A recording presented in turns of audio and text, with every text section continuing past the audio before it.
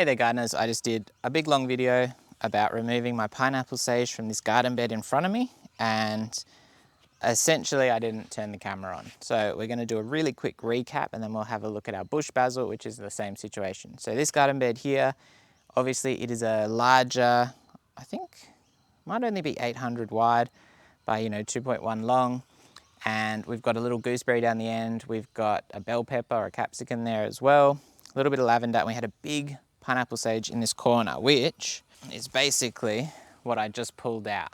And it had super extensive roots. It's easy to see why, even when it was quite dry, it has done okay in this garden bed. And I think the roots are through the whole garden bed, which is a bit of an issue because I think that's been impacting a lot of other stuff which I've tried to grow in here.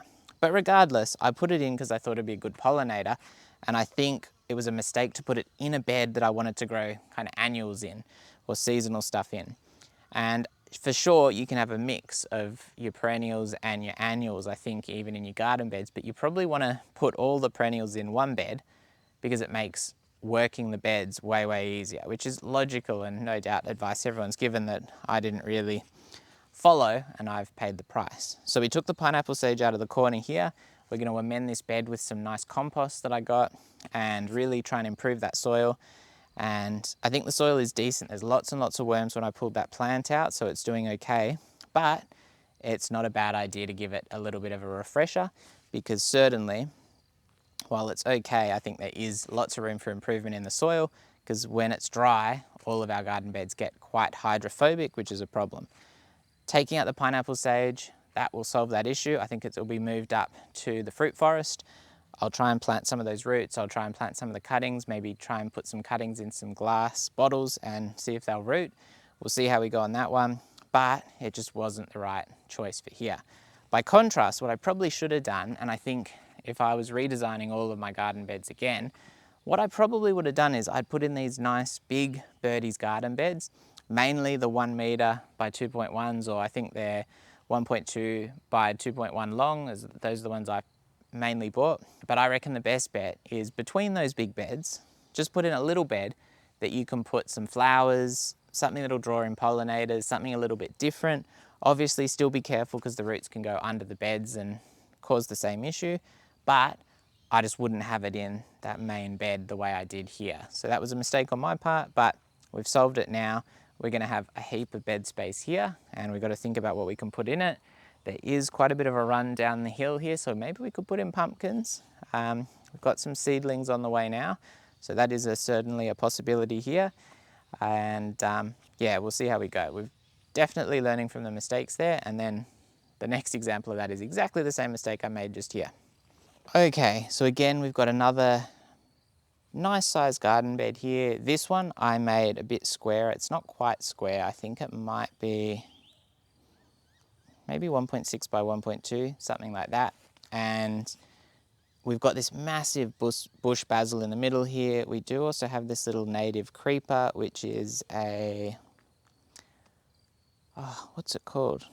Is there the sticker somewhere here to remind me? No, it'll come to me, but anyway. Both of those were put in as pollinator attractors. So I wanted, obviously, the pollinators to come in to the veggie patch, because we've had an issue this year. Last year was no problems, this year we've had issues.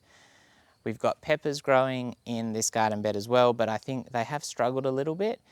And I think one of the issues is that our bush basil is, again, sucking a lot of nutrients out of this bed. And again, it should have been planted outside the garden bed. Maybe in the ground, maybe up in the fruit forest. It is a really cool plant. It's got a beautiful smelling leaf that you can use as a spice. It's got these nice flowers as well. And from what I understand, you can take a cutting of this and grow it from cutting really, really easily. I am going to do that because I want to plant it elsewhere in the garden to take advantage of obviously all those benefits and the fact it's hardy. It's nice and hardy, which is always a concern. But again, putting it in this garden bed probably wasn't the wisest idea. I think the peppers would probably, I would say the peppers have done quite well, but they're needing a lot of care. And I think part of the problem is that they're just competing in the bed with that bush basil. And we've had a decent crop off them, but it would be nice to kind of dedicate this bed to them a little bit more. And the Hardenbergia, which is that Australian native vine that I forgot, or Hardenbergia, I would actually really love, instead of having it in the garden bed, not that I think it's that much of a problem, I think they're actually a nitrogen fixer, because I think it's technically a legume. I would actually love to put in a very, very narrow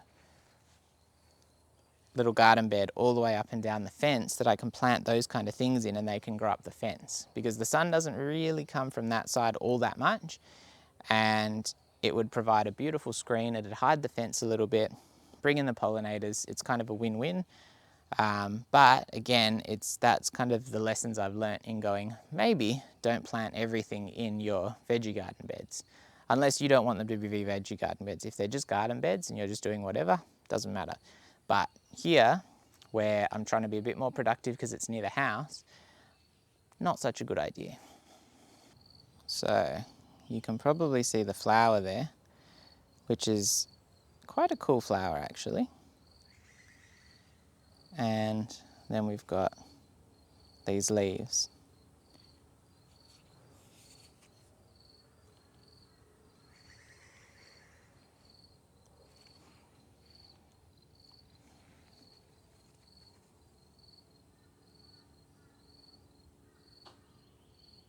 Yeah, and you can see those leaves there. They're kind of all, not quite furry, but they're very velvety. Having cut the stem, it smells soapy, but the leaves themselves are described as being kind of like five spice, like an Australian version of five spice, and they are beautiful. They smell amazing. I haven't really used them in cooking all that much, which is something I should probably focus on doing a little bit more. Now I'm going to chop this right back, because then I'm going to pull it out. And all of these bits I chop off, I'm going to try and grow as cuttings.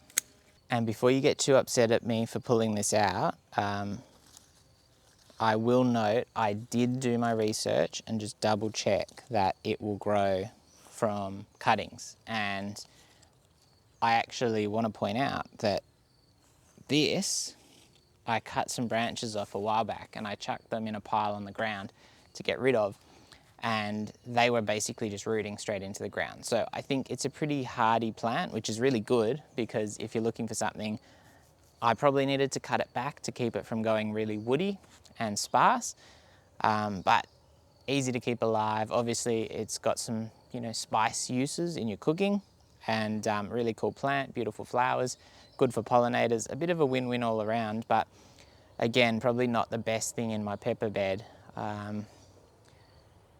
And I guess we'll take it out and we'll see, and it's possible that it's the trees sending roots into these garden beds that are sucking a lot of the moisture out and causing the issues, in which case it won't have been our, what do we call it, our bush basil, but I still don't think this is the best place for it. If anything, again, I think it would have been good in the ground, even on the other side of the fence there, to bring in the pollinators, but yeah, not to be directly in my garden beds.